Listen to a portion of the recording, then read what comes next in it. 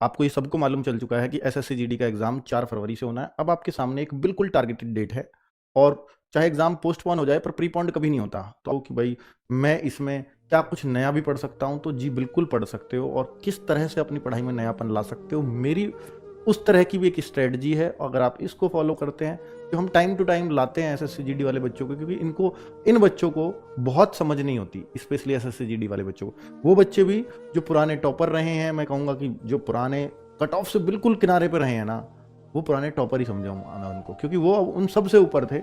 जो आपसे ऊपर थे वो सब सेलेक्ट हो गए और जो आपसे नीचे हैं वो भी संघर्ष कर रहे हैं। तो आप उन सब में सबसे ऊपर हो, तो आप इस बैच के टॉपर होने चाहिए।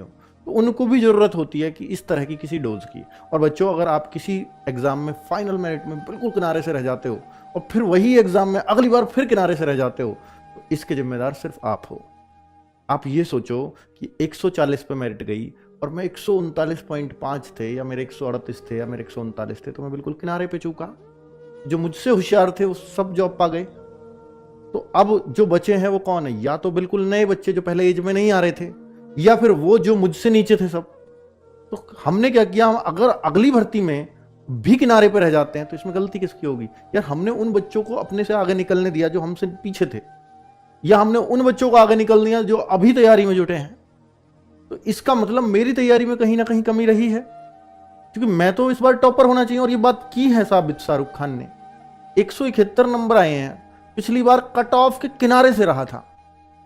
तो भाई आप अपनी क्षमताओं को थोड़ा सा बढ़ाना सीखो, तो निश्चित तौर पर आप उस लाइन को, जो सिलेक्शन की लाइन है, उसको छू जाओगे। और वो बच्चा ये बोला फिर, सर बहुत अच्छा रहा, पिछली बार बीएसएफ मिलती, और बीएसएफ मिलती तो मैं पता नहीं, उसमें इतना टाइट शेड्यूल होता है, तो मुझे पता नहीं ट्रेनिंग पे पढ़ने का टाइम मिलता है नहीं मिलता।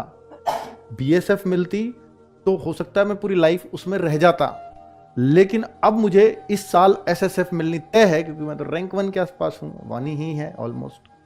तो इस बार में अब मेरे पास चांस है कि मैं एसएसएफ मिलेगी तो यहाँ मैं अपनी पढ़ाई भी कर सकता हूँ, और जब पढ़ाई करूंगा तो जरूरी सी बात है कि मैं कहीं सब इंस्पेक्टर भी निकाल सकता हूँ। तो वो जो कुछ होता है भले के लिए होता है, पर उस भले को आपको भुनाना पड़ेगा। ऐसे ही नहीं है कि भला होगा इस बार, बैठ जाता हूं शांति से, ऐसे नहीं होता कभी भला।